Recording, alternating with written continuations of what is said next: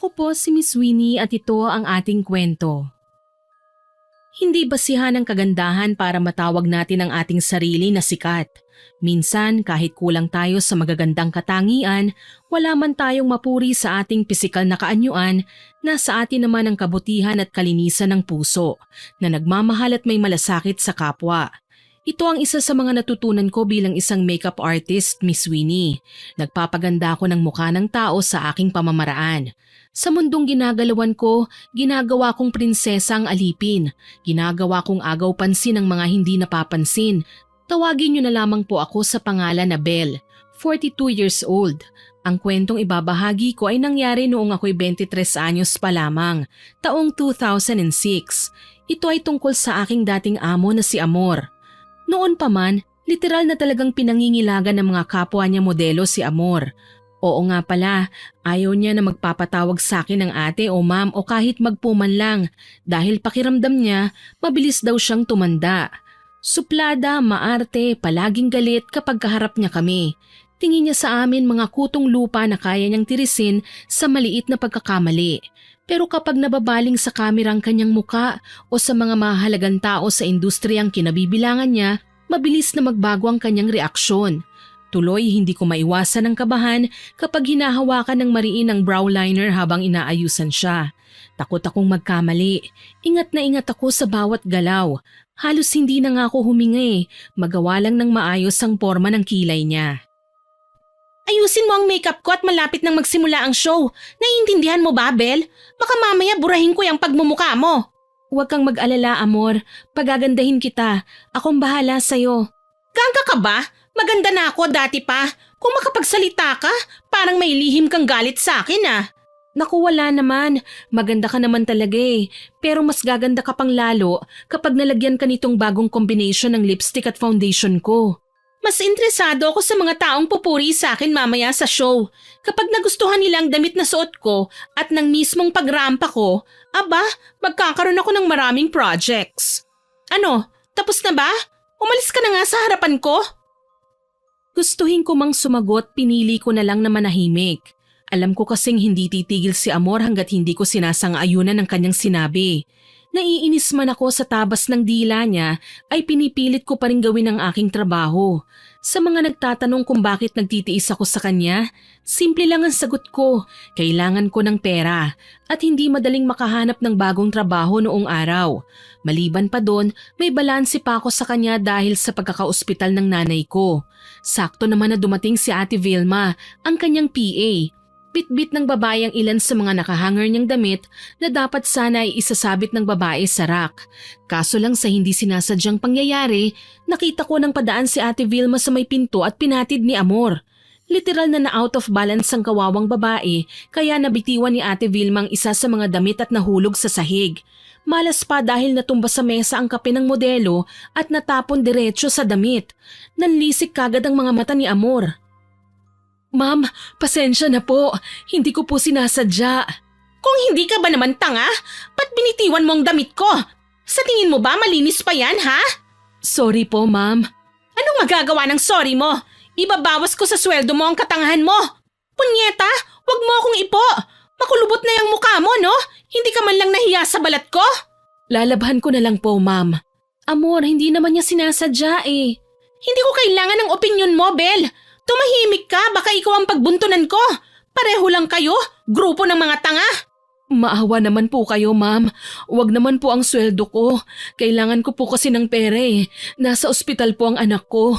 Kung babawasan niyo po ang sweldo ko, wala nang matitira sa akin.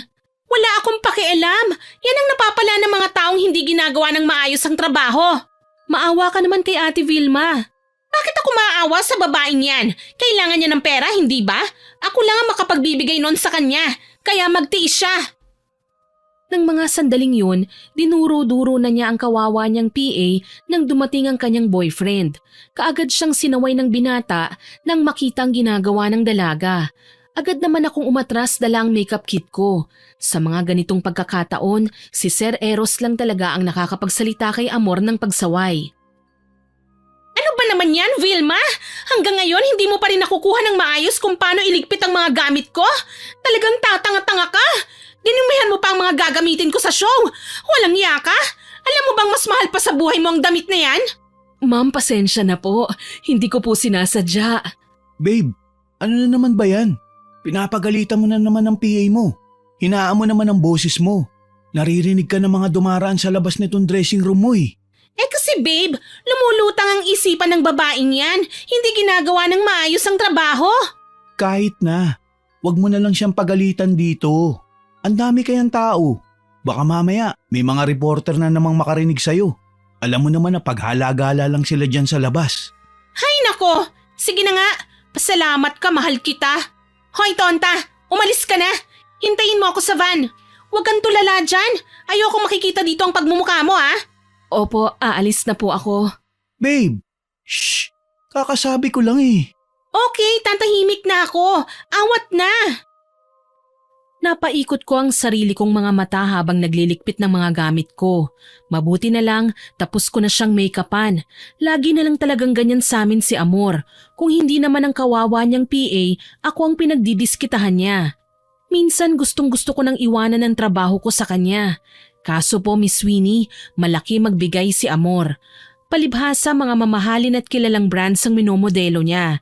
Mga damit, sapatos, bag at minsan accessories. Yun siguro ang nagpapayabang sa kanya, kaya pinagtsatsagaan ko na lamang. Ang ginagawa ko po, hindi ko na lang siya pinapansin o sinasagot. Ayaw niya kasi sa staff na nangangatwiran. Sa katunayan ako nga lang yata at ang manager niya ang umabot ng 3 buwan sa kanya. Yung PA niya, linggo lang ang itatagal umaalis na. May isa ngang umiiyak pa ng mag-al sa balutan kasi sinabunutan ng amo namin. Ganyan siya kasalbahe na kahit maliit na bagay ay pinalalaki pa niya. Si Ate Vilma, iilang araw pa lang mula nang tanggapin sa trabaho. Hindi ko alam kung magtatagal ba siya o hindi. Muli, nilingon ko si Amor. Nakikipagkwentuhan siya kay Eros at nagulat ako nang bigla siyang lumingon sa akin. Bel, hindi ka ba tapos dyan? Anong tinitingin-tingin mo? Kanina mo pa inaayos yung mga gamit mo ah. Makikichismis ka na naman ba? Pasensya na Amor, aalis na ako. Babe. Saglit nga lang kasi babe. Anong sabi mo, Bel? Aalis? Kailangan pa kita mamayang gabi. Sino magre-retouch ng makeup ko? Pero Amor, hindi ba't nagpaalam naman ako sa'yo? Hinihintay ako ng nanay ko. Hindi ako pwedeng hindi sumipot kasi nangako ako sa kanya na magkakasama kami ngayon. Alam mo naman nakalalabas lang niya sa ospital. Baka mabinat si nanay. Wala akong pakialam, Bel. Tandaan mo, ako lang ang nagbibigay ng malaking sweldo sa'yo. Hindi ka na makakakita ng among kagaya ko. Pero... huwag kang gumaya sa Vilma na yon at tatanga-tanga ha. Alam mo naman na ayokong may taong kulang sa talino na aali-aligid sa akin. Pagpasensyahan mo na si Ate Vilma. Baka lang naunahan siya ng takot dahil sa pagsinghal mo kaya siya nataranta. Ang sabihin mo, gaga talaga ang babaeng yun. Naisip ko nga maghanap na ng iba eh. Ayoko sa matanda at mabagal kumilos. Wala akong naisagot dahil sa sinabi ni Amor. Tama naman ang lahat ng sinabi niya. Maliban sa ibang modelong kilala ko, siya lang ang may kamahalang magbigay. Yun nga lang mahal din ang kabaitan ng babae. Madalas na nakasinghal at sobrang taray. Hindi ko rin matanggap na nilalait niya ng ganun si Ate Vilma. Sa pagkakaalam ko, selosa si Amor at malamang pinagseselosa niya si Ate Vilma. Magiliw kasi sa amin si Sir Eros eh. Maayos at magalang pang kausap. Kung paano at bakit niya nagustuhan si Amor, si Sir Eros lang din talaga ang nakakaalam. Basta alam kong kinausap ni Sir Eros si Ate Vilma kanina at yun marahil ang dahilan kung bakit inis na inis ngayon si Amor. Pumasok ako sa van na pagmamayari ng amo namin. Doon na lamang kami naghintay sa kanya. Ipapatawag naman kami kasi ng staff kapag kailangan na kami. Nadatnan ko si Ate Vilma na nakatanaw sa malayo at humihikbi. Tumikhim ako tsaka naupo sa unahan niya. Ate Vilma, ayos ka lang ba? Ayos lang ako. Pagpasensyahan niyo na po si Amor ha. Ganun talaga ang ugali ng babaeng yun eh. Walang problema sa akin yung mapagalitan ako. Kasi ganito naman talaga kapag nagtatrabaho, hindi ba? Normal lang na mapagsabihan kapag may pagkakamali. Naku, wag mo na pong itanggit eh. May sa demonyo talaga yung ugali ng amo natin. Sayang nga lang eh, gustuhin ko man. Hindi pa talaga ako makaalis sa pagtatrabaho sa kanya. Wala pa po akong ibang malilipatan eh. Kinuha niya akong exclusive na makeup artist niya. Heto, exclusive din ako sa singhal at pamamahiya niya. Baka mainit lang ang ulo ni ma'am. Ang inaalala ko lang, ang anak kong nasa ospital. Kapag binawasan niya ang sahod ko, ano na lang ang ipanggagastos ko para sa pangangailangan niya sa ospital? Ewan ko ba dyan sa amo natin, ate? Ipinaglihi yata sa sama ng loob eh. Ang pangit ng ugali. Kung sana marunong ako mambarang, baka matagal ko nang pinasabog ang nguso niyan. Uy, sa atin lang yun ate ha. Huwag mo nang mabanggit sa kanya. Huwag kang mag-alala. Hindi naman ako ganong klaseng tao eh. Kung may kakampihan man ako, sa kapwa ko na lang empleyado. Ikaw, buti ka, nakatagal ka sa kanya, no? Kung matatawag mang matagal ang 3 buwang paninilbihan ko sa kanya, di congrats sa akin. Kaso lang, hindi ko naman magawang magsaya eh. Paano ka ba nakapasok bilang makeup artist ni Ma'am Amor? Yung dating kasambahay ni Amor ang nagrekomenda sa akin sa kanya. Kung hindi nga lang dahil sa taong yun, baka matagal na akong umalis dito eh. Kagaya mo rin ako ate, nangailangan lang ako ng malaking halaga noon para sa nanay kong may sakit. Pero mabuti na lang talaga na kumbinsi niya si Amor na tanggapin ako. Ako naman, nagkataong naghahanap ang manager ni Ma'am Amor ng personal assistant, kaya nag-apply na ako. Buti na lang tinanggap niya ako. Napangiti na lang ako sa kanyang sinabi. Alam ko naman na kahit nalulungkot si Ate Vilma, pinagagaan na lang niya ang sitwasyon. Kinukwento ang mga bagay na nagbibigay sa kanya ng inspirasyon. Sa pagkakaalam ko po, Miss Winnie, nagmula sa probinsya si Ate Vilma. Sabi sa akin ng babae, isa siyang single mother. Itinakwil ng pamilya kaya napilitang lumayo kasama ang kanyang anak. Sa mga unang araw niya dito sa Maynila, hindi naging maayos ang kanilang kalagayan. Walang maayos na matirhan at makain. Nauulanan sila at nabibilad sa araw. Hanggang sa hindi na makaya ng kanyang anak ang kanilang dinaranas. Nagkasakit ng pulmonya ang bata. Dito na sinubukan ni Vilma ang maghanap ng tulong pero naging mailap sa kanyang pagkakataon. Hanggang sa matanaw siya ni manager na nagpapaulan sa labas ng restaurant.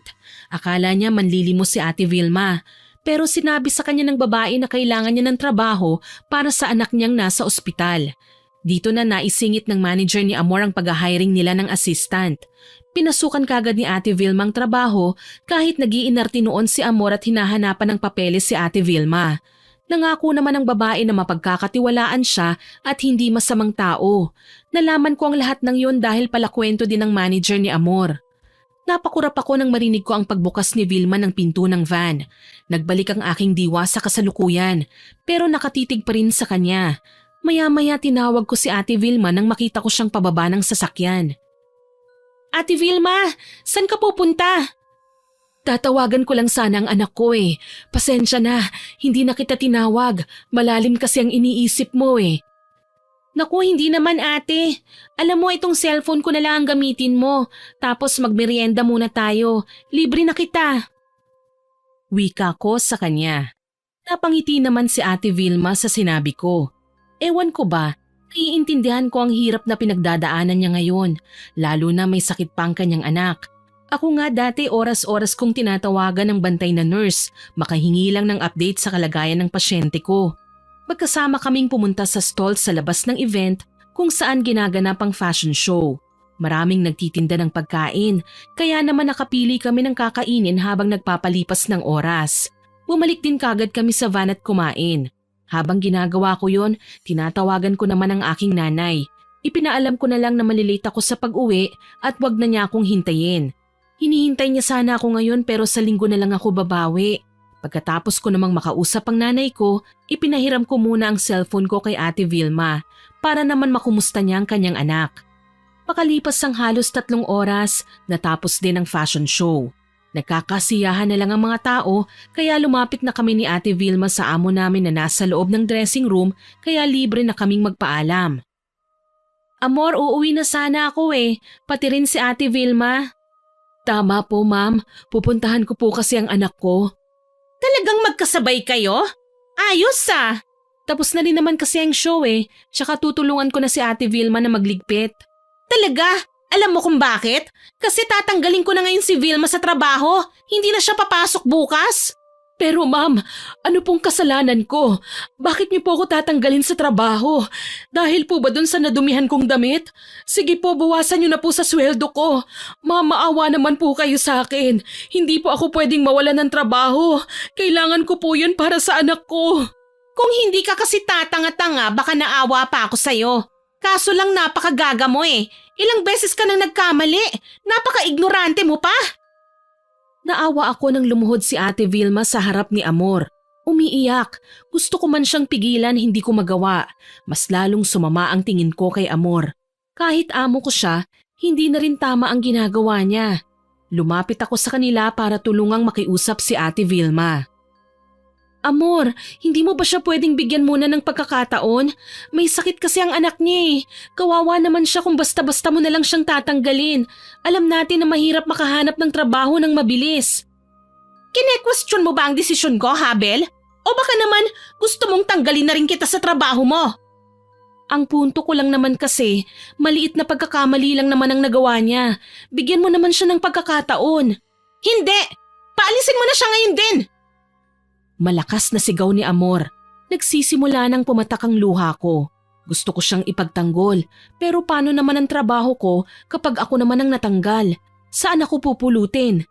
Tuloy lumapit ako kay Ate Vilma at inalalayan siyang makatayo. Mas lalong lumakas ang palahaw ng babae. Ate, halika na. Lumabas na tayo. Sandali lang, Bel. Kakausapin ko pang walang modo nating amo. Kailangan niyang marinig ang sasabihin ko.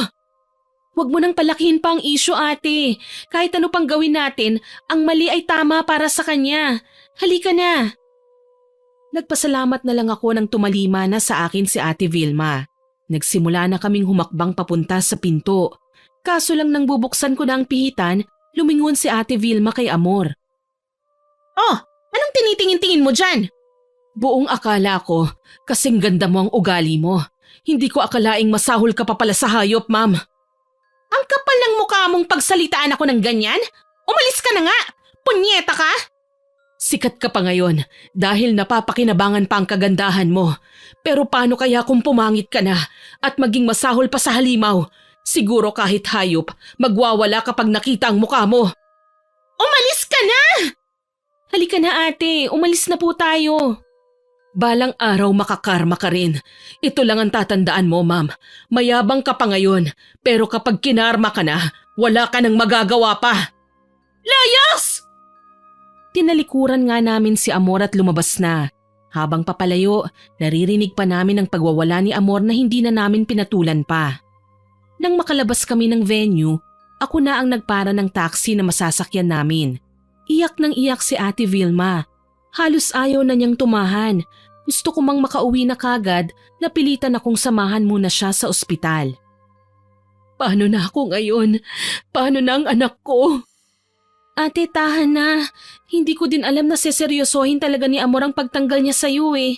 Akala ko kanina nagawa lang niyang sabihin yon dahil na-stress lang siya. Ang inaalala ko lang, oras na wala na akong maisupply na gamot para sa anak ko. Baka ihinto na rin ng mga doktor ang panggagamot sa kanya. Yumuko ako at dinukot ang aking pitaka. Kumuha ko ng 2,000 mula doon tsaka inabot sa kanya. Hindi pa makapaniwalang napatingin sa akin si Ate Vilma. Ate, sige na, tanggapin mo na ito para man lang may magastos ka. Hindi ko tatanggihan ito, Bel. Pangako, ibabalik ko din ito kapag nakahanap na ako ng bagong trabaho. Ang isipin niyo po muna sa ngayon, maging maayos ang kalagayan ng anak niyo. Hayaan mo ate, kakausapin ko ang ibang kakilala ko. Baka may mahanap akong trabaho para sa'yo. Irerekomenda kita. Napakabuti mo sa akin. Hindi kagaya ng amo natin. Wala siyang puso. Sino ba naman ang magtutulungan tayong mga mahihirap lang naman. Tsaka okay lang yun ate. Normal lang naman sa atin ang magkaproblema. Pagsubok ito sa atin Ang mahalaga lumalaban tayo. Ano ba yan? Napapaiyak na naman ako. Halika na nga muna. Ipapakilala kita sa anak ko. Huminto ang taxi sa harapan ng ospital kaya bumaba na kami pagkabigay ko ng pamasahe. Pumasok kami sa kwarto na inuokupan ng anak ni Ate Vilma. Nagulat ako nang makitang nakaratay ang anak niyang sa tingin ko ay nasa edad 8, babae at natutulog sa kama. may nakakabit na swero sa kamay nito. Siya ang anak ko, Bel. Sana po ay gumaling na siya. Hindi ako nawawalan ng pag-asa, Bel. Sana talaga mailabas ko na siya sa ospital na ito. Isasama ko po siya sa mga dasal ko. Maraming salamat, Bel. Kanina habang kausap ko siya, nabanggit niya sa akin na hindi na raw naninikip ang dibdib niya. Mabuti naman po kung ganon. Sana tuloy-tuloy na yan. Naaawa lang ako sa anak ko, Bel eh. Paano ko ipapaliwanag sa kanya na natanggal na ako sa trabaho? Ate, wag mo munang isipin yun. Maski nga sa anak mo, wag mo na munang sabihin. Para naman hindi na niya isiping pabigat lang siya sa buhay niyo. Pasensya ka na talaga, Bel ha. Pati ikaw nadamay ka pa sa problema ko. Dapat nga nasa bahay ka na ngayon at nagpapahinga eh. Pero heto ginagawa mo pang mga bagay na dapat sana si Ma'am Amor ang gumagawa. Wala yun ate. Basta kailangan mo ng tulong, narito lang ako. Dahil yata sa tuwa kaya niyakap niya ako. Binigyan pa ako ng landline number ng ospital at ipinaalam kung kaninong pangalan ng nurse ang hahanapin ko para makausap siya kapag naisipan kong tumawag. Matapos ang pag-uusap naming yun ni Ate Vilma, nagpaalam na ako sa kanya. Umuwi na rin ako sa bahay at sa pagkakaalam ko, may photoshoot naman si Amor bukas sa isang resort. Kailangan maunahan ko ang babae sa venue dahil ayaw niyang nakikisabay ako sa kanya sa pagdating. Ang sabi pa nga niya, siya lang daw ang dapat na mapansin ng madla at hindi kaming mga extra lang sa buhay niya. Habang nakahiga sa kama, okupado ang isipan ko sa mga nangyari sa trabaho kanina. Hindi mawala sa aking diwa si Ate Vilma at ang anak niya. Sobra silang nakakaawa. Hindi ko tuloy namamalayang dahan-dahan na akong dinalaw ng antok hanggang sa tuluyan na ngang makatulog. Nagising ako kinabukasan sa ingay ng ringtone ng aking cellphone. Mabilis akong bumalikwas ng bangon. Gulat na gulat nang makitang halos kalahating oras na akong late. Lihim akong napamura. Ganun na ba kasarap ang tulog ko at hindi ko man lang namalayan ang pag-iingay ng alarm na inihanda ko? Bumuntong hininga ako nang rumihistro sa screen ng cellphone ang pangalan ng amo ko. Wala akong nagawa kundi ang sagutin ng tawag niya. Hello, Amor? Punyeta naman, Bel! Papunta na ako sa resort! Nasaan ka na ba? Kanina pa kita tinatawagan! Pasensya na, Amor. Napasarap kasi ang tulog ko eh. Hindi ko namalayang tinanghali na ako ng gising. Pwes, kung ayaw mong magaya sa ginawa ko kay Vilma kagabi, bilisan mo na ang mga galaw mo at salubungin mo ako sa resort! Tandaan mo, ayoko ng ibang makeup artist! Sige, bibilisan ko na. Tila kidlat ang mga galaw ko sa bilis ng paghahanda. Nakuha ko nga ng 5 minuto ang pagligo, pagbihis at pagtimpla ng kape. Agaran ako nagpaalam sa nanay ko at sumakay ng taxi. Salamat na lang talaga, hindi traffic sa lugar na pupuntahan ko. Paglabas ko ng sasakyan, bumusina naman sa akin ang kasunod kong kotse. Si Sir Eros pala. Bel, ikaw pala. Kadarating mo pa lang ba? Nasaan ang amo mo? Hindi ko po alam sir eh. Huli kaming nagkausap sa cellphone. Sabi niya on the way na raw siya. Kailangan ko lang pong mauna sa venue. Ganun ba? Halika, sumabay ka na sa akin. Pero sir… Sus, wag mong sabihing natatakot ka kay Amor. Para naman hindi mo siya kilala. Masanay ka na sa amo mo. Alam ko naman na medyo masungit siya. Pero hindi ka kayang kagalitan nun. Halika na, sa loob ako magpa-park. Nahiya rin naman akong paghintayin ng lalaki. Wala akong nagawa kundi ang sumakay sa kotse niya. Nakaramdam pa ako ng pagkailang pero nang maalala ko si Ate Vilma, ginamit ko yun na topic para magkausap kami ni Sir. Sana, hindi na mainit ang ulo ni Amor ngayon. Kahapon, naabutan ko pa siyang pinagagalitan ng assistant niya. Naku sir, kung alam nyo lang, sinisanti nga niya si Ate Vilma kagabi. Kaya hula ko, ako na naman ang magiging pansamantalang assistant niya habang wala pang kapalit si Ate Vilma. Ano? Tinanggal niya sa trabaho si Vilma? Opo, iyak nga nang iyak si Ate Vilma eh. Alam niyo naman pong may nakakonfine na anak yun sa ospital, hindi ba? Sinubukan pa ni ate na magmakaawa, pero nagmatigas talaga si ma'am. Kawawa naman si Vilma. Sayang, kung nandun lang sana ako kagabi, baka nakausap ko pa si Amor. May iba kasi kong lakad kagabi, kaya hindi na ako nakabalik pagkatapos ng fashion show. Ayos lang po yun, sir. Hayun nga, malungkot si Ate Vilma kasi wala na siyang trabaho. Sir, nakakahiyaman. Baka naman po pwedeng irekomenda niyo po si Ate Vilma sa mga kakilala niyo. Maayos naman po siyang magtrabaho eh. Natataranta lang po talaga siya kay ma'am. Sige, hayaan mo at kakausapin ko mga kakilala ko. Hahanapan natin ng trabaho si Vilma. Saka ibigay mo na lang sa akin ang info ng kinaroroon ng ospital ng anak niya. Sasagutin ko na muna ang gastusin. Makabawi man lang sa abalang ginawa ni Amor sa kanya. Salamat po, sir. Pagdating namin sa parking lot, humiwalay ako kagad kay Sir Eros. Mahirap na. Kilalang selosa si Amor. Ayokong nakikita niya akong kasabay na maglakad ang boyfriend niya. Makalipas nga ang ilang sandali, dumating si Amor sa set. Galit na galit. Kinakabahan ako dahil baka mapagbuntunan na naman niya ako ng init ng kanyang ulo. Walang imik na inihanda ko na lang ang mga gagamitin niya. Dahil nakasanayan ko na rin na kahit makeup artist lang talaga ako, nagagawa ko ring maging assistant niya dahil may karagdagang bayad din yon. Sa katunayan, ilang beses ko nang nagagawa ang mga yon lalo na kapag wala pang nahahanap na pamalit sa mga umalis niyang PA. Dala ang kanyang mga nakahanger na damit, nilapitan ko kagad ang aking amo. Narinig ko sila ni Sir Eros na nag-uusap. Babe, mainit na naman ang ulo mo. Umagang-umaga pa lang. Ano bang problema? Naiirita ako, babe. Ginugulo na naman ako ng Vilma na yon. Hinihingan niya ulit ako ng trabaho. Tinanggal ko na nga siya sa pagiging assistant ko kasi ang tanga-tanga niya. Tapos babalik na naman ngayon? Nakakainis talaga. Bakit mo naman kasi sinisante, babe? Alam mo namang may sakit ang anak niya, hindi ba? Dapat, kinausap mo na lang siya ng maayos.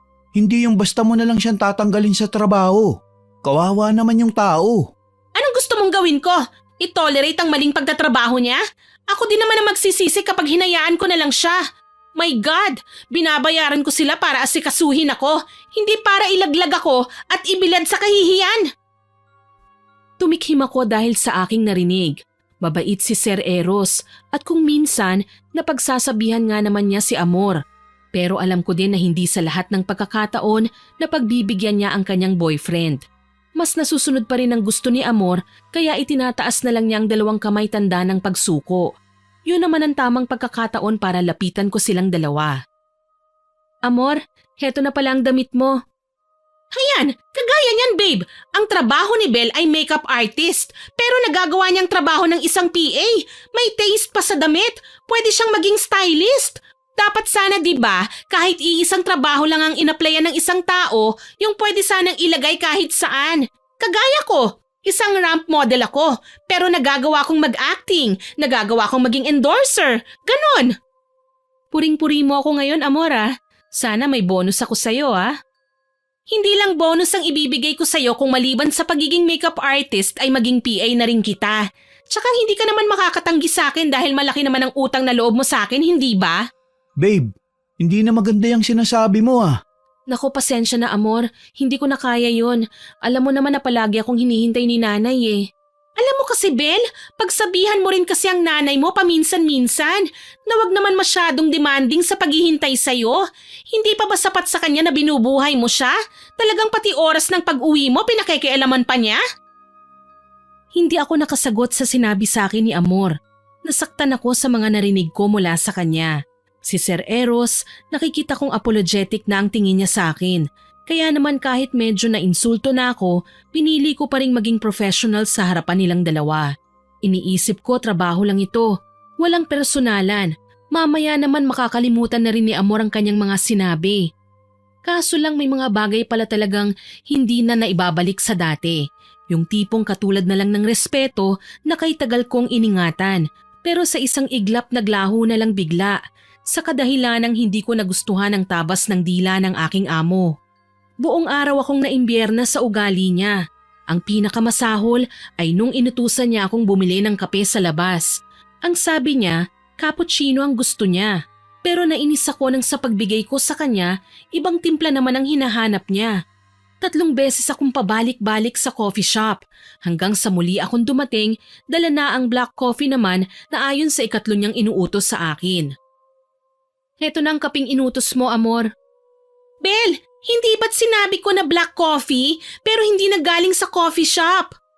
Mawalang galang na, pero saan ko naman bibilhin ng black coffee na hinahanap mo? Sa grocery. Gusto ko manual mong ihahanda ang kape ko. May heater sa van. Coffee maker. Gamitin mo yon, huwag kang tanga.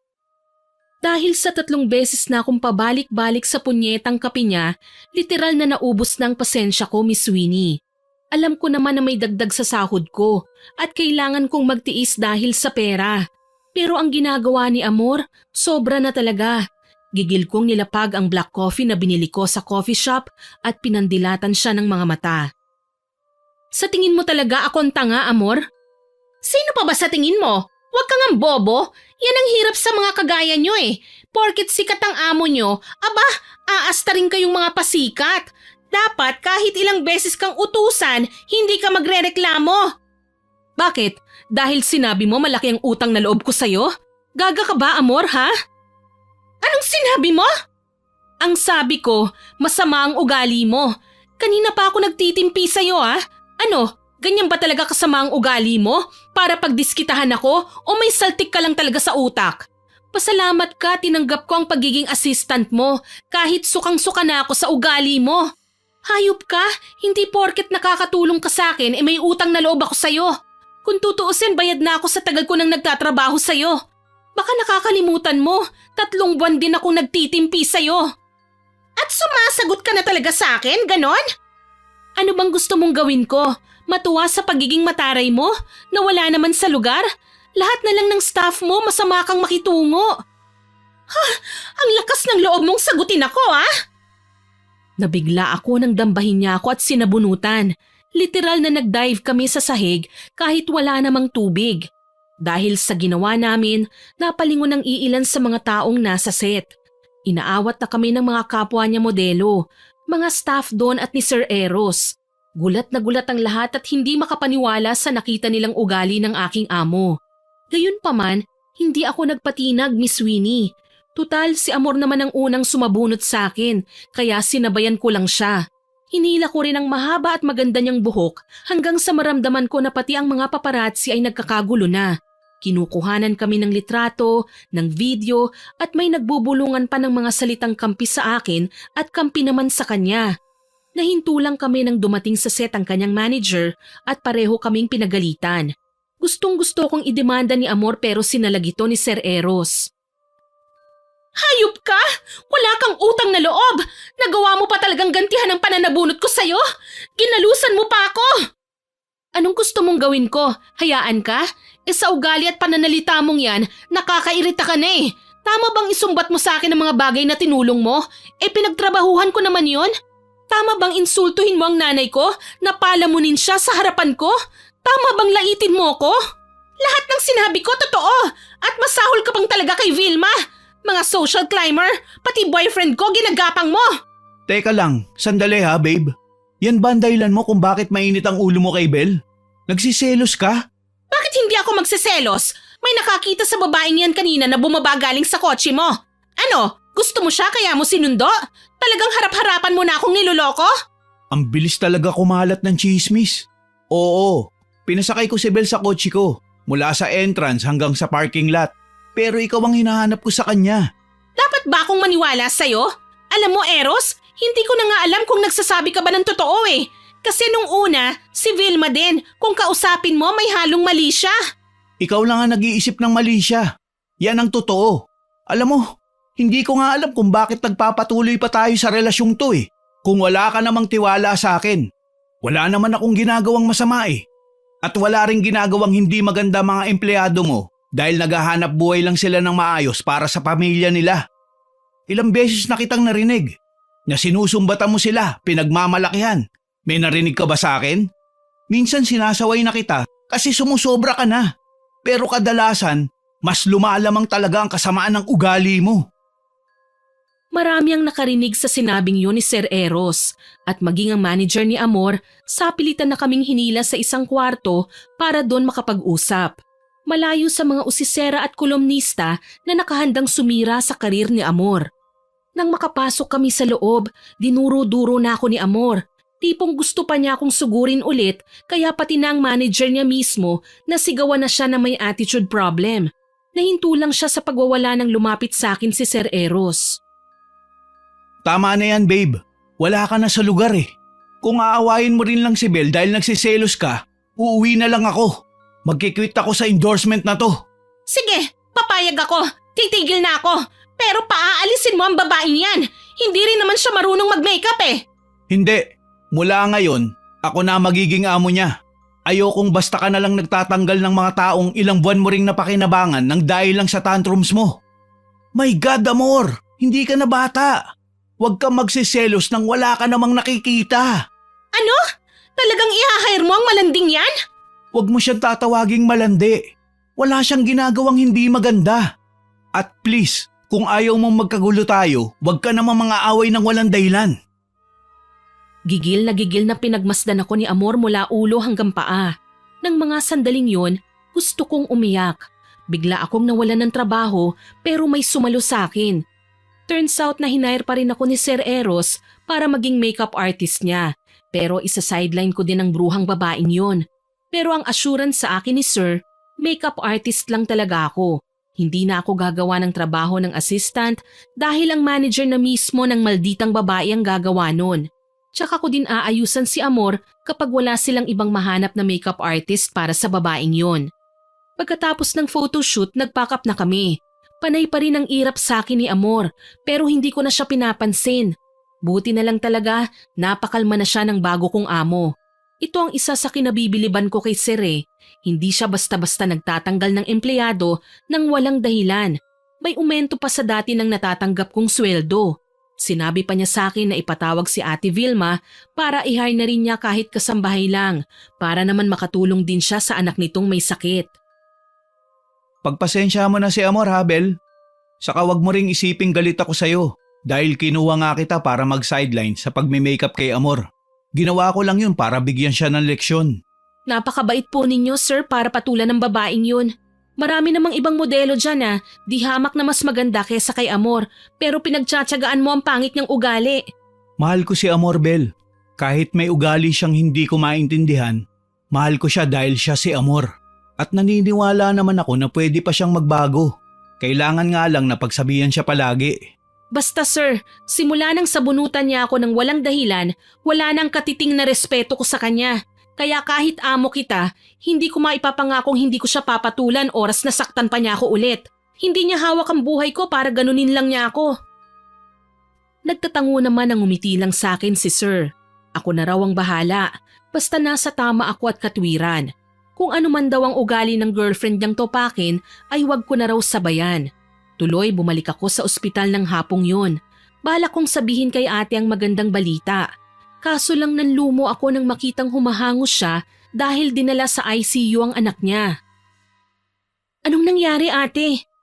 Nagkaroon ng komplikasyon ng baga niya dahil lang sa gamot na hindi niya nainom dahil hindi ko nabili. Ano? Sabihin mo ate, may magagawa po ba ako para makatulong? Hindi ko alam kung magandang balita ba ang dating nito sa'yo, pero pinapapunta ka ni Sir Eros sa bahay niya. Kahit man lang daw bilang kasambahay, bibigyan ka niya ng trabaho. Tsaka kailangan mong hintayin ng sekretary niya. Papunta dito yan para isettle ang bill ng anak mo. Talaga, Bel? Napakabuti mo sa akin. Talagang tinupad mo ang pangako mong tutulungan ako. Sige, pupunta ako. Sasama ako sa'yo. Mas lalong kailangan ko ngayon ng pera para sa gamutan ng anak ko. Ate, hindi po natutulog ang Diyos. Magtiwala lang tayo sa Kanya. Alam ko na hindi niya tayo pababayaan. Hindi ko alam kung paano kita mapapasalamatan. Hindi mo kailangan sa akin magpasalamat. Sa Panginoon at kay Sir Eros ka magpasalamat, ate. Tutal pareho na tayo ng amo kaya magkakasama na rin tayo. Anong ibig mong sabihin, Bel? Ikinuwento ko sa kanya ang nangyari sa pagitan namin ni Amor at ang pagsalo ni Sir Eros sa akin bilang kanilang makeup artist. Nagalit din si Ate Vilma sa aking sinabi. Namumuro na talaga ang kasamaan ng amo nating yan. Wala na siyang pinipili. Maski ikaw na 3 buwan na sa pagtatrabaho sa kanya, pinagbintangan pang inaahas si Sir Eros. Ewan ko ba sa babaeng yun, ate? Hindi na niya iniisip na parang kuya ko na si Sir Eros. Inahas talaga? Hindi ako ganong klaseng babae, no? Tsaka masyadong mahirap ang buhay para lumandi pa ako ng maaga.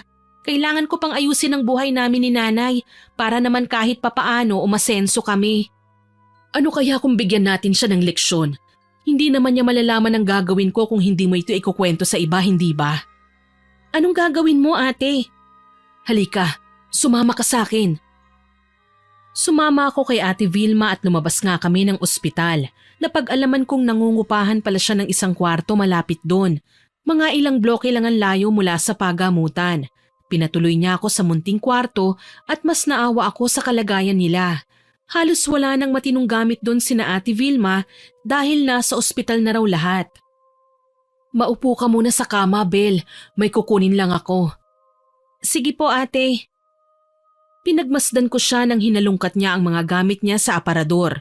Makalipas ang ilang sandali, may bitbit na siyang kasinlaki ng kahon ng sapatos pero gawa sa kahoy. Lumapit siya sa akin tsaka binuksan ang kahon. Tumambad sa akin ang mga sanga na kulay pula, karayom, mga itim na kandila, manikang gawa sa putik at libretong itim. Nanlaki ang aking mga mata. Obvious na para sa akin kung ano ang mga bagay na nakikita ko, pero hindi ko pa rin napigilang magtanong sa kanya. Ate, bakit may ganyan ka? May nabasa ako sa mga libro, ang mga bagay na ganyan, gamit para sa pambabarang. Tama ka, Bel. Ang mga ito ay ginamit ko noon sa probinsya, laban sa mga taong nangaapi sa akin. Ngayon hindi ko lang to nilabas dahil ape ko. Gagamitin ko ito para parusahan ng mga taong mapagmataas at mapangapi sa atin. Ano pong ibig mong sabihin, ate? Parurusahan natin si Amor. Bibigyan natin siya ng leksyon. Ate, wag na po. Baka mamaya mamatay si Amor dahil dyan. Hindi naman yun kaya ng konsensya ko. Huwag kang mag-alala. Ang gagawin natin ay pampagising lang sa kanyang buong pagkatao na hindi siya dapat nagiging mapagmataas at mayabang dahil lahat ng meron tayo ngayon ay hiram lang. Huwag mo sanang mamasamain, ate, ah. Paano ka natuto ng ganyan? Ng pambabarang? Huwag kang mag-alala. Bata pa lamang ako, marunong na ako. Pangkabuhayan talaga namin ito ng aking pamilya sa probinsyang pinagmulan ko. Talaga? Napagkakakitaan yan? Hindi po ba masama ang gawain yan? Ang sabi nga sa akin ng nanay ko, may katumbas na karma ang mambarang sa kapwa. Maliban pa sa nilalangang tao, para na rin kinakalaban natin ng Panginoon. Bumuntong hininga si Ate Vilma. Maya-maya pa sinabi niya sa akin na uso raw ang ganun sa lugar nila. Mahirap daw itanggi na may mga taong gumagamit ng itim na mahika dahil sa inggit, galit at pagnanais na makapaghiganti. Sinamantala naman ni Ate Vilma ang pagkakataong may kakayahan silang ganun. Nambabarang sila para mabayaran, pero yung binarang nila lalapit din sa kanila para magpagamot. At dahil sila ang pinagmulan ng karamdaman ng mga taong lumalapit sa kanila, mas mabilis nilang napapagaling ang mga taong ito. Kaya maraming bilib na bilib sa kakayahan nila. Nahinto lang yon nang mabuntis nga si Ate Vilma. Sa bagay na ito ko kumapit nung mga panahong kailangan ko ng kakampi. Kinutsa ako ng mga tao at pinagtawanan ako nang mabuntis ako. Iniwan kasi ko ng lalaking dapat sana'y katuwang ko sa hirap at ginhawa. Hindi ko rin inakalang masisira ang lahat ng magagandang bagay na meron ako kaya lahat sila binarang ko. Ang mga taong ginawan akong katatawanan, niloko at sinaktan. Naiintindihan ko naman po kung gaano kahirap ang mahusgahan, pero anong koneksyon ng pambabarang kay Amor? Paparusahan natin si Amor. Sisiguraduhin natin na siya naman ang iiyak sa pagkakataong ito. Tignan natin kung may magagawa ba siyang magmalaki oras na mabarang na natin siya. Pero ate, nakakatakot naman po yata yan. Hindi mo kailangan makisali sa gagawin ko, Bel. Ang gusto ko lang, pagmasdan mo si Amor at matyagan oras na maisagawa ko sa kanyang barang. Sinundan ko siya ng tingin nang kunin niya ang mga gamit at ilabas mula sa kahon ng mga yon at maayos niyang hinilera sa kama habang umuusal ng orasyon. Hindi ko maintindihan ang katagang bawat salitang binibigkas niya pero nagdulot yon ng pagbabago sa temperatura. Lumamig ang paligid, humangin ng malakas. Tumahimik at animoy nakakabingi ang kapaligiran. Nanatili akong walang kibo hanggang sa bumaling sa akin si Ate Vilma at pinasulat ang buong pangalan ni Amor. Kumuha naman ako ng ballpen at papel tsaka yung sinulat at inabot sa kanya. Manatili ka lang sa labas, Bel. Ako nang bahala rito. Pero ate, malakas na uri ng itim na mahika ang meron ako, Bel. Ayokong makaamoy ng sariwang dugo sa malapit dahil pwede akong sapian ng masamang espiritu at kumain ng tao bago maisagawa ang pambabarang. Kaya mas maigi nang lumayo ka na muna. Wag na wag kang lalapit. Sige po ate, lalabas na lang muna ako. Kahit anong mangyari, nakarinig ka man ng ingay o kaguluhan dito sa loob, hayaan mo lang ako. Wag na wag kang lalapit o magtatangkang hawakan ako. Oo at marunong akong bumarang, pero habang pinoproseso ko yon, hindi ko alam kung sinong demonyo ang pwedeng sumapi sa akin.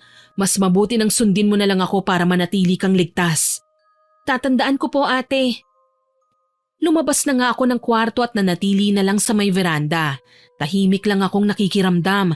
Pinagmamasdan ng mga taong paruot parito sa kalsada, maging sa mga sasakyan at abalang mga motorista sa kalye. Maya-maya pa, nakarinig ako ng ingay mula sa loob ng inuupahang kwarto. Umuungol na si Ate Vilma. Nagdarasal at hinahaluan ng pag-iyak. Pabago-bago ang kanyang boses. Magiging babae, lalaki, bata at matanda. Minsan hindi ko na matiyak kung anong klaseng nilalang ang boses nito. Parang umaalulong na aso sa tunog ng baboy. Bigla akong ginapangan ng kuryosidad. Napatingin ako sa dingding at napansing may maliit na siwang mula sa bahagyang nakabukas na bintana. Doon ako sumilip. Nakaramdam ako ng takot nang makita ang nakadipang si Ate Vilma. Magulo na ang buhok habang umuusal ng mga kataga.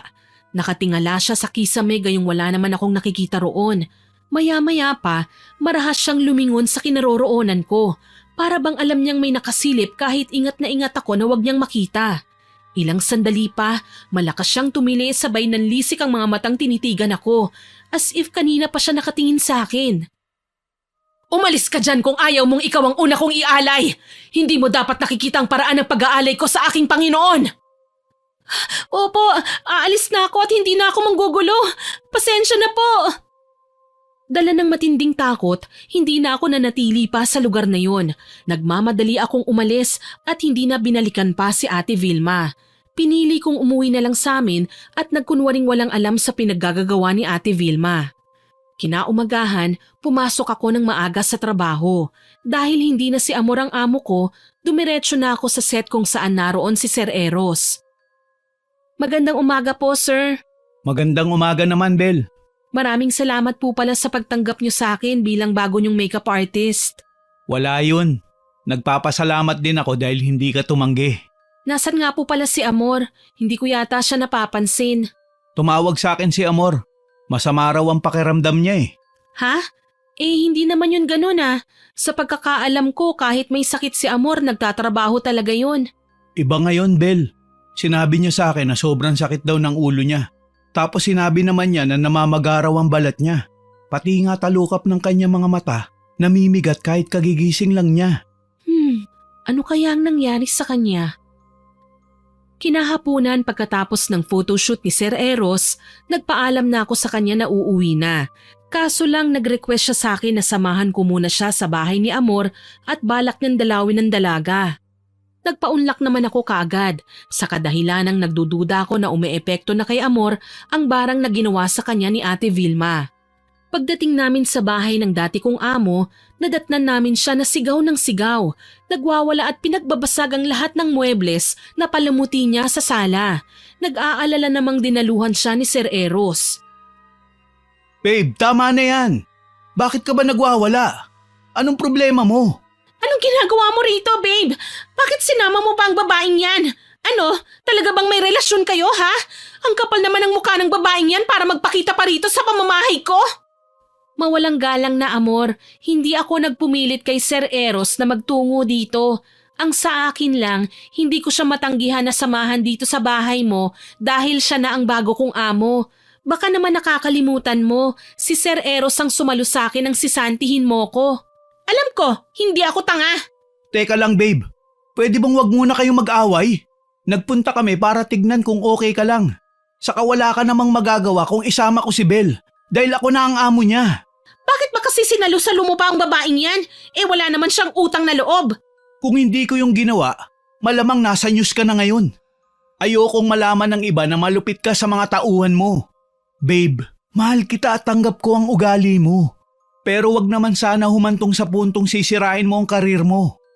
Maraming naiinggit sa spotlight na kinalalagyan mo at sa isang pagkakamali mo lang, pwede kang mapalitan ng dahil lang din sa kagagawan mo.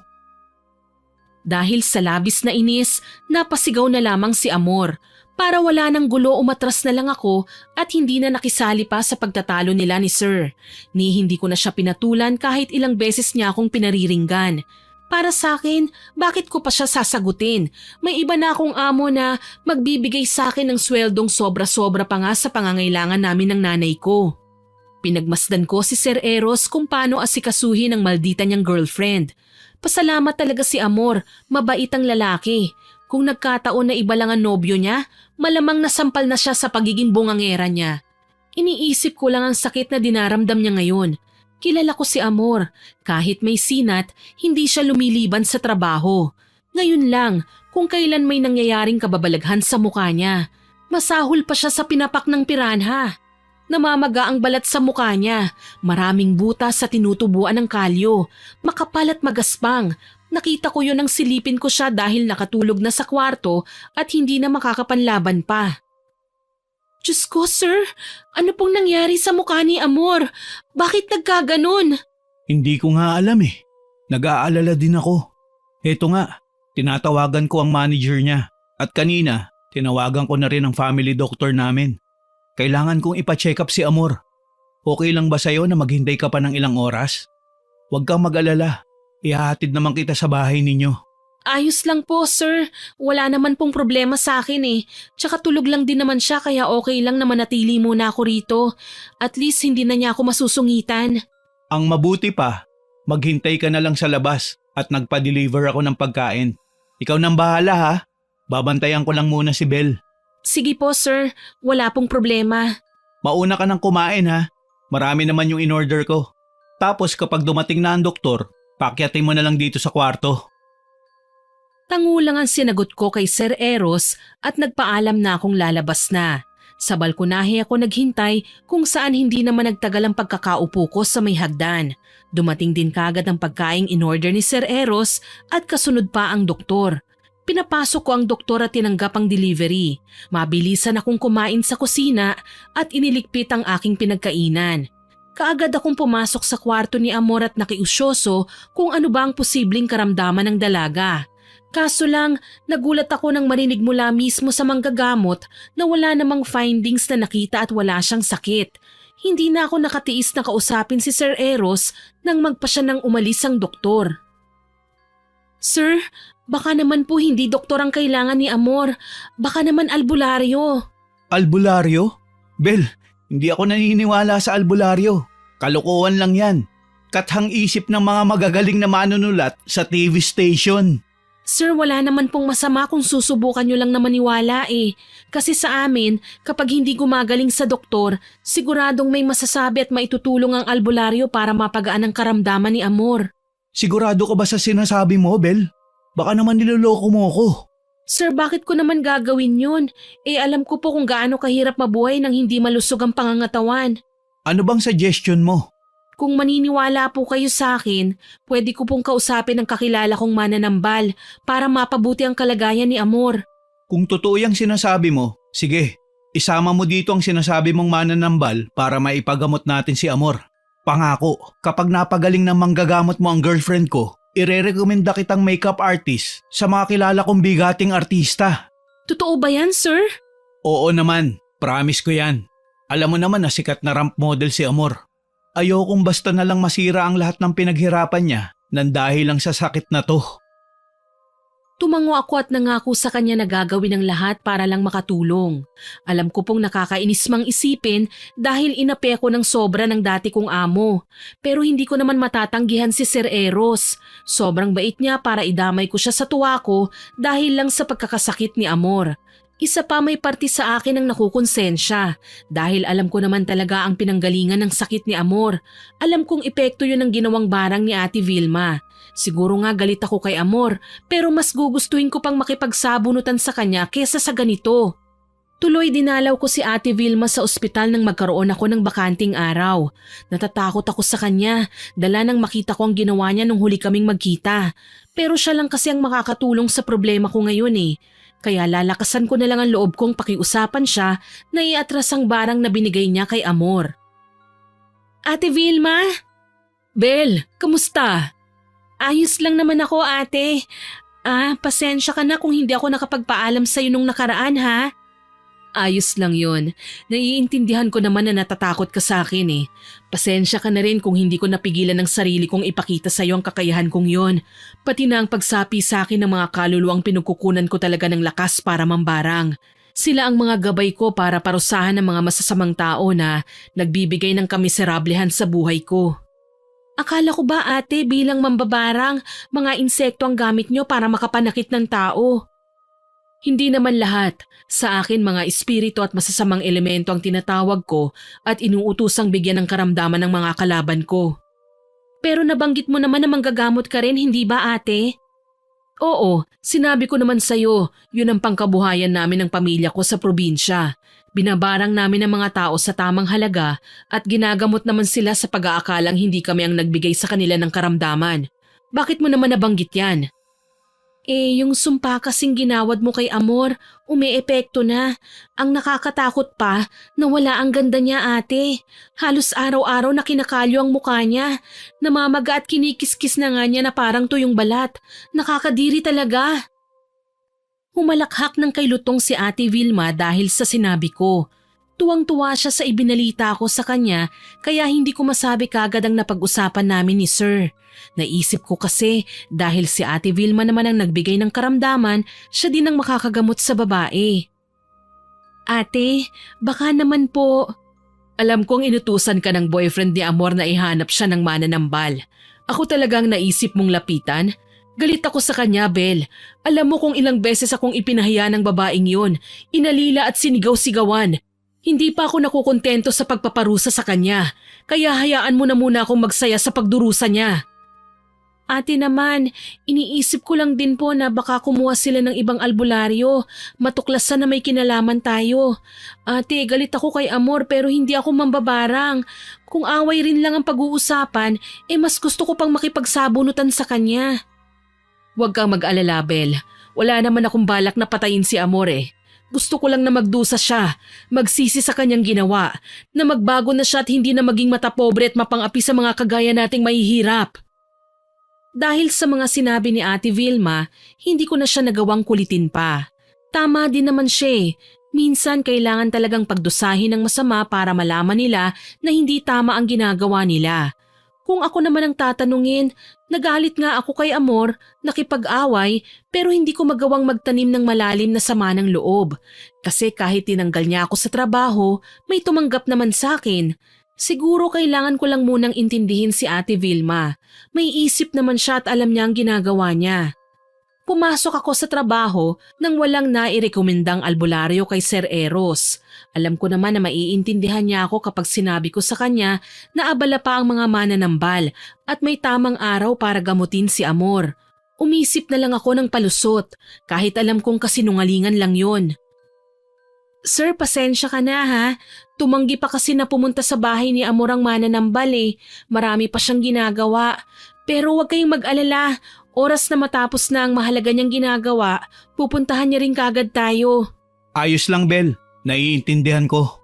Pupunta po ba kayo mamaya sa bahay ni Amor? Oo, dadalawin ko siya. Alam mo naman na umalis sa mga kasambahay niya, hindi ba? Na walang nagtsatsaga sa kanya. Mawalang galang na po, sir. Pero bakit ba nagkaganyan si Amor? Pasensya na po sa sasabihin ko pero bakit po ba ang sama ng ugali niya? Alam ko nagtataka kayo kung bakit sa kabila ng kasikatan niya ay wala man lang siyang pamilyang malalapitan. Bata pa lang siya, itinakwil na siya ng pamilya niya. Para sa kanila, palpak palagi si Amor na wala siyang mararating. Wala siyang kwentang tao. Bakit siya tinakwil? Sikat siya, maganda at mayaman. Hindi naman yan ang buhay niya noon. Anak siya ng nanay niya sa hindi kilalang lalaki. Isang bayarang babae ang nanay niya. Sa bar nagtatrabaho. Pinagkakaperahan ng mga DOM, pati ng mga mayayamang kabataang naghahanap ng panandaliang aliw. Galit na galit ang lolo at lola ni Amor nang malaman nilang buntis ang nanay nito. Itinakwil ang babae dahil hindi na mapakinabangan. At mas masakit yun sa part ni Amor dahil pati siya tinakwil din ng nanay niya. Sabay kami lumaki sa ampunan. Hindi ko po alam na may ganun pala kayong pinagdaanan. Nasa hustong edad na kami nang magpasyang umuwi si Amor sa nanay niya. Kahit kasi noon, hindi kami tumigil sa paghahanap sa mga magulang niya. Well, maliban sa akin na namatay talaga sa disgrasya ang mga magulang. Pero para kay Amor, Habang nabubuhay pa siya, gusto niyang makasama at makilala ang kanyang tunay na ina. Nagtagumpay ba naman siya? Oo, nakasama niya ang nanay niya. Kaso lang, binuway siya ng ina niya sa utang na loob. Na lahat ng ginawa nito para kay Amor may kabayaran.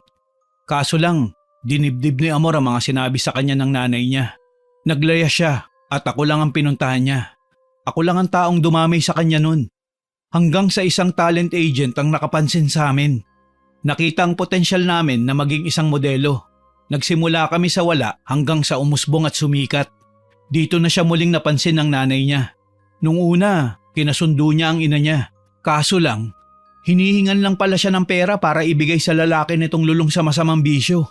Dito na sila nagtalo. Nakiusap si Amor na iwan ng nanay niya ang lalaki. Kaso lang, masasakit na salita ang ibinato sa kanya. Na wala siyang kwentang anak. Na utang na loob ni Amor na binuhay siya ng nanay niya sa mundo. Lahat ng panunumbat natanggap niya na. Tsaka yung mga pagsiselos niya sa'yo o maging kay Vilma, natatakot lang siya na mawala ako sa kanya. Alam mo naman na ako lang ang kumakampi sa kanya. Nagulat ako sa naging revelasyon ni Sir Eros. Hindi ko akalain ang malditang babaeng kinaiinisan ko may mas malalim at masakit pang pinagdaanan. Naisip ko nga ang swerte ko pa pala. May nanay ako na mahal ako. Maswerte si Ate Vilma kasi biniyayaan siya ng anak at kahit bunga ito ng pagiging marupok ay hindi niya inabandona, bagkus inalagaan pa. Nagbago ang tingin ko kay Amor. Akala ko konsentidor lang si Sir Eros kaya sinasalo niya ang lahat ng kasalanan at kamalian ni Amor. Yun pala, pilit niyang ginagamot ang sugat sa puso ng dati naming amo. Marahil hindi pa lang niya alam kung ano ang tamang paraan para mapawi ni Amor ang hapdi na matagal na niyang iniinda. Kaya naman kinahapunan, pagkagaling ni Sir Eros sa fashion show na pinuntahan namin, ay sumama na ako sa kanya para dalawin si Amor.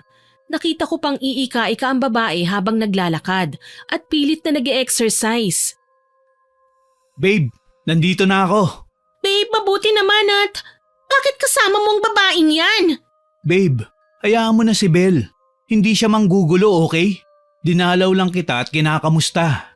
Heto, lalong lumalala ang sitwasyon ko. Pinahiran ko na ng ointment ang mukha ko pero wala namang epekto. Tsaka paalisin mo na nga ang babaeng yan dito sa kwarto ko. Naiinis ako sa kanya. Pasensya na, Amor, pero nandito ako para tulungan ng amo ko na alagaan ka. At bakit mo naman gagawin yon? Para ipamukha sa akin na may diferensya ang mukha ko ngayon? Na ikaw na ang maganda? Ikaw ang nagsabi niya na, hindi ako. Bakit ka pa kasi nagpunta rito? Hindi kita kailangan. Kung pag-aalaga ang gusto mo, maghanap ka ng aalagaan mo. Ayoko magkautang na loob sa'yo. Ganyan ba talaga ang akala mo sa akin? Naniningil ng utang na loob? Oo, kasi umaasta kang mabait. Pwede ba wag na tayong magplastikan pa? Kung tutuusin, galit ako dapat sa kanya eh. Pero nang matitigan ko ang makalyo at kulubot niyang muka, nilalamon ako ng guilt na para bang binubulungan ako ng konsensya ko na kasalanan ko ito, na dapat pinigilan ko si Ate Vilma na gawin ito. Malinaw na kasi sa akin na naging masama lang ang ugali ni Amor dahil sa tindi ng pinagdaanan niya. Ayon sa kwento ni Sir Eros, ang hirap nga namang isipin na habang kumakayod ang isang tao ay nilulunod siya ng panghuhusga. Marahil gustong gumanti ni Amor dahil sa mga naranasan niya. Yun nga lang, sa maling tao siya naghangad ng paghihiganti. Para hindi na kami magtalo pa ni Amor, hinintay ko na munang makatulog siya bago punasan. Nakaabang naman sa akin si Sir Eros kaya may kausap pa rin naman ako. Sana, gumaling na si Amor. Tiwala lang po tayo, sir. Alam ko pong hindi natutulog ang Diyos. Ipagdasal po natin ang kalagayan ng girlfriend niyo. Oo nga eh. Sana din, matapos na ang mahalagang ginagawa ng albularyong sinasabi mo. Para naman magawa niya ng paraan na bumalik na sa dati si Amor. Hinahanap na kasi siya ng fans niya eh. Ang mga boss naman namin, nagtatanong na kung magaling na ba siya o hindi. Eh hindi naman pwedeng magpakita si Amor na ganito ang mukha niya. Hayaan niyo po, sir. Pupuntahan ko ulit ang albularyo na sinasabi ko. Hindi na rin nakaangal pa si Amor nang magising siya at makitang inaasikaso ko siya. Nung una nag-iinarte pa siya sa akin. Minumura ko, tinataboy. Minsan umaalis ako. Pero kapag napapansin kong wala siyang lakas para manlaban sa akin, ay pinupunasan ko na siya at hindi na pinapatulan ng mga patutsada niya. Marahil dahil na rin sa konsumisyon at kalungkutan, mabilis siyang namayat. Maputla na ang balat niya at nangangalumata. Halatang walang matinong pahinga. Bakit mo ba ginagawa ito, Bel? Balak mo ba akong alagaan ngayon para patayin kinabukasan? Ano? Sira ka ba, amor? May sakit ka na nga, nagsusungit ka pa? Ano bang palabas to? Bakit mo nga ginagawa to? Kailangan mo ng pera? Naghihirap ka na ba? Ginagawa ko to dahil kahit maldita ka, naiintindihan ko ng pinaghuhugutan mo ng katarayan mo. Alam mo, amor, mas masaya ang buhay kung magmo-move on ka na sa mga masasamang pinagdaanan mo eh. Kalimutan mo na ang noon. Tsaka hindi naman lahat ng bagay na idadaan sa utang na loob. Minsan kailangan nating tumulong ng walang hinihinging kapalit o hinihintay na kabayarang insulto. Ano na naman yung drama mo? Simplihan na lang natin, amor. Patawarin mo ang mga taong nagkasala sa'yo. Pangako, mahahanap mo ang katahimikang inaasam mo. Naiintindihan ko na kung bakit ka masungit sa amin, kung bakit ka nanunumbat sa tuwing nakakatulong ka. Dahil ikaw man, pinapala mo ng nanay mo ng ganong paniniwala kahit na ang totoo gusto mo lang naman siyang makasama. Hindi nakasagot sa sinabi ko si Amor, pero bumaha ng luha ang kanyang mga mata. Hindi ko na magagawa ang sinasabi mo. Pumanaw na ang nanay ko. Nahuli na ako. Mali ka, Amor. Hindi pa huli ang lahat. Pwede mong ibulong sa hangin ang kapatawaran mo. Dahil sa sinabi ko, muling natahimik si Amor. Iniwan ko na siya sa pagkakataong ito. Buo na ang loob kong kausapin si Ate Vilma. Marahil, alam niya na noon pa man ang rason ng pagkakaroon ni Amor ng masamang ugali. Pero sa halip na mabulag sa galit, pinili niya lang bigyan ng leksyon si Amor. Makalipas nga ang ilang araw, nagulat si Sir Eros nang malamang si Ate Vilma ang sinasabi kong mananambal na gagamot kay Amor. Gigil na gigil ang dati naming amo pero nagawa naman siyang pagsabihan ni Sir Eros. Labas man sa ilong, nagawa pa rin namang humingi ni Amor ng pasensya kay Ate Vilma. Pero hindi na namin pinaalam na siya din ang may kagagawan kung bakit parang sinumpa ang mukha niya. Pagkatapos ng mga nangyari, gumaling pa rin naman si Amor. Nanumbalik na ang dati niyang ganda at kuminis na ang muka. Mabuti na lang pinatawad pa siya ni Ate Vilma. Masungit pa rin siya sa amin pero iniiwasan na niyang magbitiw ng masasakit na salitang hindi na namin kayang lunukin. Alam kong dahan-dahan nang magbabago ang pananaw ni Amor at magiging magalang na siya sa kapwa. Sa ngayon po nasa showbiz industry pa rin ako. Makeup artist pa rin ako ng mga artista. Tinupad ni Sir Eros ang pangako niyang trabaho para sa amin ni Ate Vilma. Sila namang dalawa nagkatuluyan na nga. Nag-quit na sila sa pagiging modelo at ang huli naming balita ay magmamigrate na sa Norway para doon bumuo ng pamilya. Maraming salamat po sa pagbabahagi ng kwento ko. More power po sa inyong channel at God bless. Sana po ay nagustuhan niyo ang aking ibinahaging kwento. Pero bago ko po tapusin ito, hindi ito makukumpleto ng walang shoutout sa masusugid nating listeners. Shoutout po kay Miss Maymay Hernandez from Fairview, kay Miss Seika Perez at sa Perez family from San Rafael, Bulacan, kay Ice na nag-comment sa veteranong Embalsamadora upload na nagsabing buo na naman daw po ang araw niya at makikinig sa ating channel, kay Sir Oscar Enyona from Alabang at kay Miss Dins Rodriguez. Shoutout din po sa Ceiling Department ng Cosmo Malvar, Batangas at sa mga nagtatrabaho doon na magbe-birthday ngayong July. Sina Gesrel Caldea, Sandro Bansagales at hello po kay Madam Ami Bagonok de Ocampo. Salamat po sa pakikinig niyong lahat dyan. Kay Miss Julieta Ortega, kay Miss Mayrol Ann Pino from Jeddah, kay JMTM na lagi daw pong nakaabang sa new video upload natin, kay Ivy Vizca, kay Lily Jane Ray, kay Mr. Matarle Villasica, naku sana po tama ang pagkakabigkas ko ng first name nyo. Salamat po sa pakikinig. Kay Kel Rodis at Mami Flor Delisa Esorio, Daddy Marlon Federizo at kay Kuya Vince Curvy Federizo na nakikinig from Tanay Rizal. Shoutout din po kay Sleepy Anglerfish na nag-comment sa katiwalang kasambahay upload. Ang sabi po niya, "What a nice story, I love this. Thank you po at nagustuhan nyo. Kay Ma'am Purificacion Noble na nag-comment naman sa Karma ng Pabayang Magulang upload, ang sabi po niya, nakakawili talagang makinig sa kwento ni Miss Winnie dahil kagaling ng boses at ang daming karakter ng boses niya. Naku, salamat po at nakakataba po ng puso ang ganitong comment. Kay Ma'am Maria Woods na silent listener ko raw po at laging nakikinig sa stories natin. Kay Ma'am Inda Perez, Miss Susie Kiaman, kay Ian J. Carillo at sa lahat po ng guard sa EMSTIP, Timbao, Laguna, kay Febe Ranyada, Ma'am Susan Rebong, kay Sir AJ Abrigo na nag-comment sa Inaangking Sanggol upload na laugh trip daw po habang pinakikinggan itong kwento sa work habang naka-earphone. Salamat po sir. At sa mga regular listeners natin na sina Ma'am Celia Tolentino, Miss Ami Yong, Ma'am Rowena Ausa, Inang Ausa, Ma'am Rosalina Bogayon, Sir Kimpoy Feliciano, kay Sir Lance, kay Elgin TV Vlog at kay Chris Jel Mamado. Salamat po sa inyong lahat na nag-comment at nakinig. Abangan niyo po sana ang mga susunod ko pang upload. Muli, ako po si Miss Winnie na nagpapasalamat sa inyong pakikinig.